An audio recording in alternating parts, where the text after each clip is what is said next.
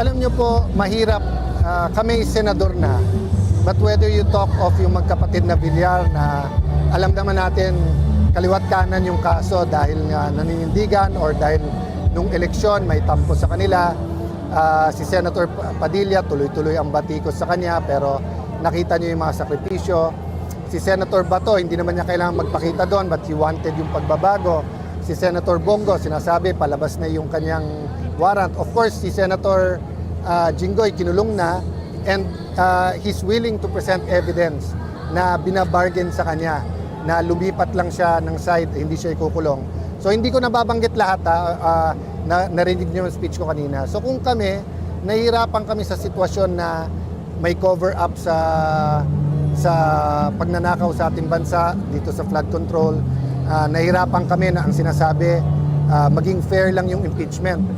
Pero ayaw nila na mag-preside, hindi sila. Ayaw nila na ibang majority. What more the ordinary Filipino na konting ulan bana? What more the ordinary Filipino na yung pagtaas ng gasolina, either nawalan ng trabaho or hindi na nila mahatid yung crops nila. So yung paghihirap nandyan at ang Pilipino is very mapagtiis eh. Abang hindi kailangan umangal, hindi aangal. Pero itong after Jinggoy, sinasabi na kay Bongo, palabas na yung ICC warrant. Tapos plunder for campaign contribution na hindi naman to, na hindi nakinabang in the sense that hindi naman yumaman si Senator Marcoleta doon. So when I saw that spontaneously lumabas ang mga tao, I felt I owe it to them na the fight is not just in the Senate, it's in the hearts and minds. So pwedeng sa Facebook yan, pwedeng sa Instagram yan, pwedeng nasa ini-interview nyo, pwedeng nasa schools. And despite all of this, yung day-to-day problems, drugs, violence sa ating mga kabataan, tuloy-tuloy yun. So for people to sacrifice their time, umabsent, magutom, to be here, siguro maliit na bagay na dumating tayo makiisa.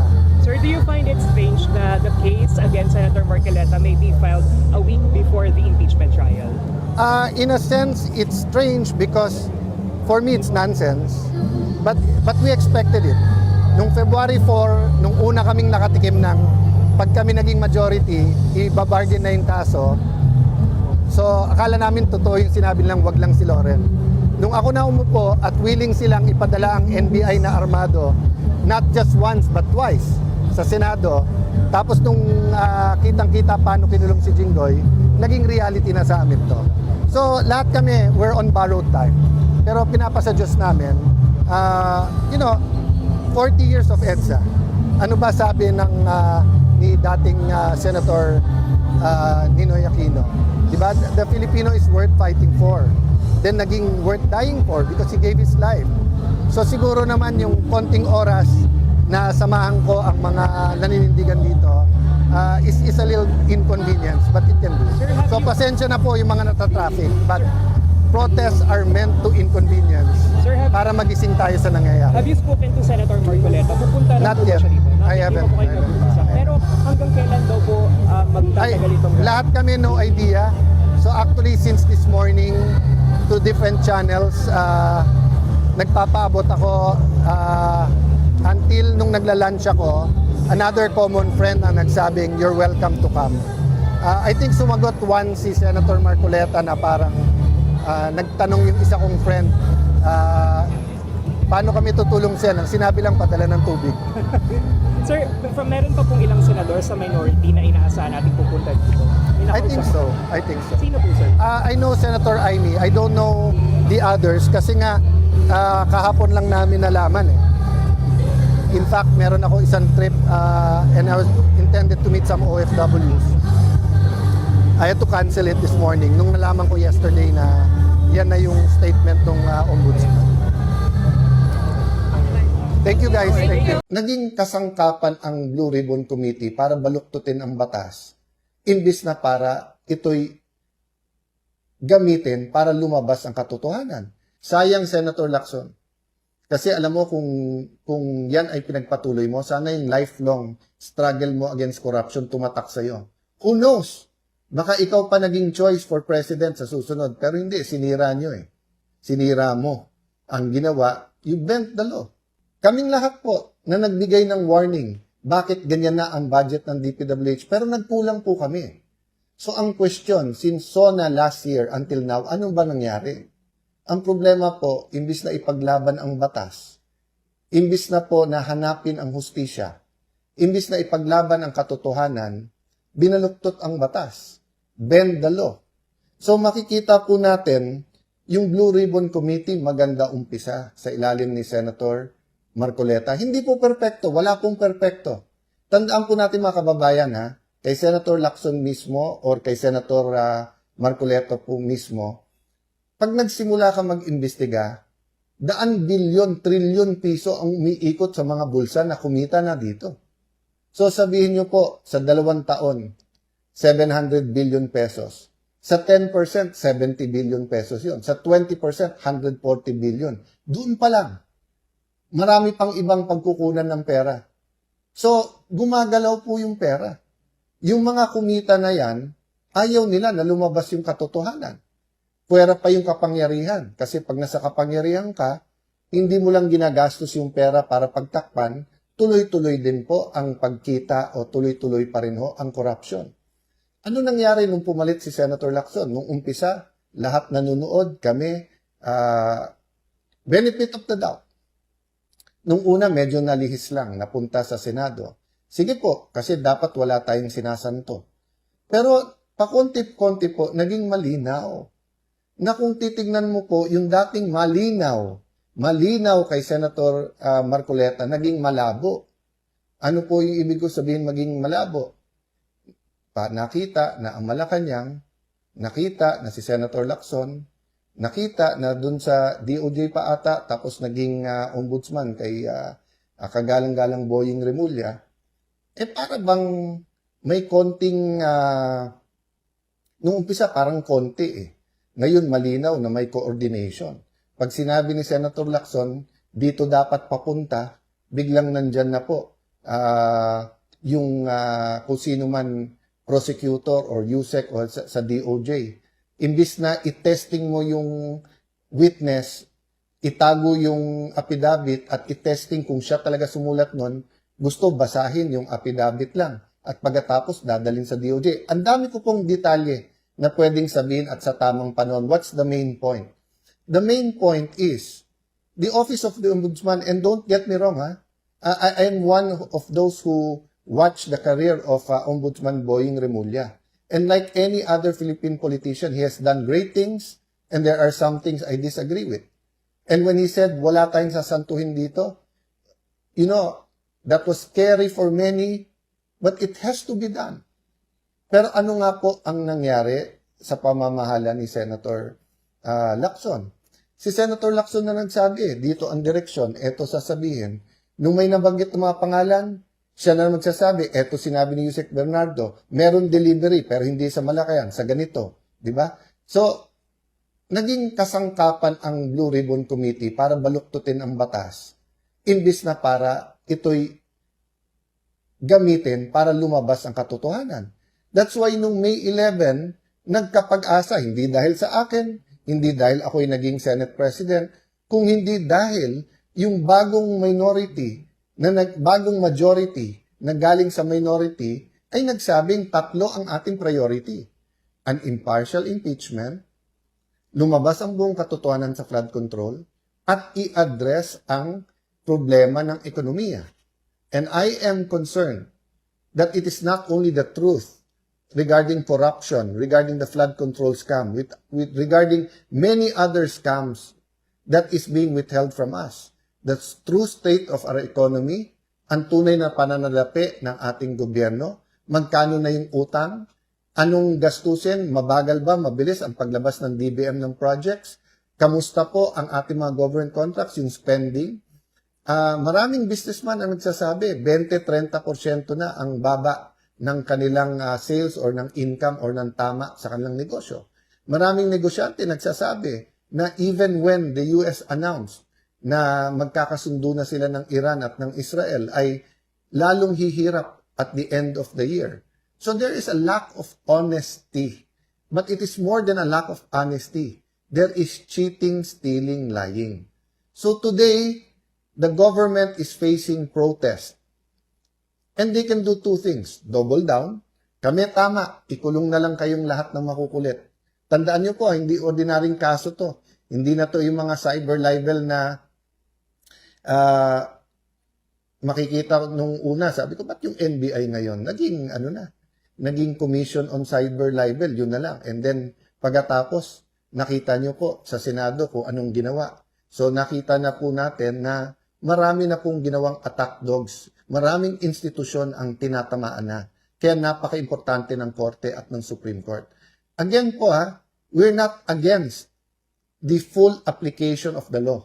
Lahat ng dapat managot. Pero hindi naman pwede pong medyo aayusin para non-bailable para mabawasan mga senador. Para hindi na pwede mag-participate. Tapos pagkatapos sasabihin, pag kumampi doon, absuelto na. O wala ng kaso. O non-bailable na. Pag dito, hindi. O, hintayin natin si Jinggoy Estrada kasi siya nagsabing may ebidensya siya at hiningi niya na sa tamang panahon siya maglalabas. Pero let's assume good faith. Let's say tama si Ombudsman Boying na walang deal. Sige, hintayin natin. But the point is, bakit po sinasabi ng Ombudsman meron mastermind? Pero bakit nahuhuli? Di ba kung may mastermind, dapat inilabas na kung paano siya naging mastermind tapos kinasuhan. Pero bakit po sinasabi ni Senator Lacson, walang mastermind? Napakagaling naman po kung ganong kalaking anomalya, ganyang kalaking corruption, tapos walang mastermind. At mukhang yung mga nagiging state witness. So ngayon, biglang si Secretary Bonoan, pagkatapos sabihin, wala siyang kilalaman kay Senator Jinggoy, biglang gagamitin ngayon sa kaso ni Senator Jinggoy, at sa iba pa, kulang na explanation walang basis Mukhang yung mga, dapat kasi pagka ikaw, hindi mo kailangan maging least guilty para maging state witness. Pero kailangan hindi ikaw ang most guilty. So that is why we wanted another Blue Ribbon Committee hearing. Hindi lang to para sa ex-Marines o dun sa mga bagong witnesses. Ito ay para sa mga napakaraming government officials na binanggit pero hindi na pinatawag. Tapos ang nag-testify na para sa kanila si Senator Lacson na. Tapos sasabihin ni Senator Lacson para sa 2028 to. Sino ba po sa amin, sa grupo namin ang nag-iisip ng 2028? Samantalang sa grupo ng majority ngayon, alam naman natin, nag-uunahan, nilo-launch na nga ang pagtatakbo. Sayang, Senator Lacson. Kasi alam mo, kung yan ay pinagpatuloy mo, sana yung lifelong struggle mo against corruption tumatak sa'yo. Who knows? Baka ikaw pa naging choice for president sa susunod. Pero hindi, sinira nyo Sinira mo. Ang ginawa, you bent the law. Diba? May agenda. And who are you protecting? What are you, why? After years, diba? So, ito po ang problema. Yung ibang mga taga-Malacanang lalong tumatapang. Bakit? Kasi yung Senado na last bastion of democracy, siya pang nagamit para lalong magkaroon ng injustice. So kung pakonti-konti itong mga institusyon na to, DOJ, NBI, di ba, minsan ginagamit ang kapulisan, paggamit po sa iba't ibang mga ahensya ng gobyerno, hindi lang para sa corruption, pero baluktutin ang batas. So mga kasama, I ask you today, number 1, prayer po. Prayers move mountains. Number 2, participate in your way. If what you can do is pray, then pray. If what you can do is pray but also post in your Facebook, in your Instagram, sa kahit anong social media, meron kayong WhatsApp, Viber groups, imulat ang ating mga kababayan sa nangyayari sa ating bansa. Sa inyo na nandito lang sa Greater Metro Manila at mapapakita nyo yung boses nyo, sumama po sa ating po mga kilos protesta. Let us support and let our voices be heard. Now, if hindi kayo makakapunta sa EDSA, pero meron kayong maliit na community, magtipon-tipon po kayo. Kaya 10, 20, 30. I-post nyo sa social media. Bakit po to importante? Dahil sa bawat action, may reaction. I-interpret na naman to ng ating gobyerno na tama ginagawa nila. Na yung pananakip ay nagwo-work. Na pwede na lang arestuhin at kasuhan ng non-bailable ang kahit sino. Pakonti ng pakonti po ang inyong mga lingkod sa Senado dahil sa ginagawa nila. So nung nakulong nila at kulang yung protesta kay Jinggoy Estrada, Na-predict nila yon, natakot yung iba natin mga kasama. So ngayon, sinusubukan naman nila kay Senator Marcoleta. Sana po hindi tayo pumayag kasi mali talaga. Mali talaga po, kahit anong tingin nyo. Sabi nung iba, ipaubayan nyo sa korte. Alam nyo po, pagka yung batas ay binabaluktot na at ginagamit na ang ating legal system, hihina yung ating mga institusyon. Again, 40 years after EDSA. That's what happened during martial law. At the start, sabi nila, may disiplina. At the start, na-address ang mga problema sa ating bansa, na check ang ating mga oligarchs, nabigyan ng check ang armed struggle. Pero tignan nyo po anong nangyari later on. Nagkaroon ng cronies. Nagkaroon ng maraming exemption. Pag mayaman, walang batas. Pag mahirap, kailangan sumunod sa batas. Kaliwat kanan ang human rights violation at pagkukulong. At tapos nangyari, lalong lumaki ang armed struggle. Because pag nagkaroon ng injustice, iba-iba tayo ng takbuhan. Some run to prayer, some run to religion, some run to armed struggle, some run to the streets. That's why ang pakiusap ko sa ating law enforcers, not only maximum tolerance, respect the right for peaceful processes and peaceful protest. Ang hiningi po natin ay sundin ang Constitution. Kaya ang hinihingi natin ay peaceful protest. Pero napaka-importante po mga kababayan na maramdaman ng gobyernong ito na mali ang kanilang ginagawa. Na hindi tayo parayag na pagtatakpan po ang katotohanan. Injustice. Sabi po nila, we are obstructing justice. Hindi po, we are obstructing injustice. Pag injustice na po, kailangan iharang na natin ang ating mga katawan. Kailangan magsakripisyo na po tayo. Kailangan po handa tayo sa kahit anuman kinakaharap natin. Bakit? Kasi po patapang ng patapang yung mga nagnanakaw. Patapang na patapang po yung cover up. At kita nyo po madalas tahimik na ang aming grupo. Pero tuwing tatahimik, hindi lang bagong issue. Hindi lang yung impeachment na lang, wala nang iba. Parang palalabasin pa nila na yung May 11 hanggang June 16 ay kasalanan ng isang grupo na gusto lang maging malaya ang ating bansa, na gusto ang katotohanan ay lumabas. Bakit wala nang gulo ngayon sa Senado? Kasi happy na po ang Malacanang sa sitwasyon sa Senado.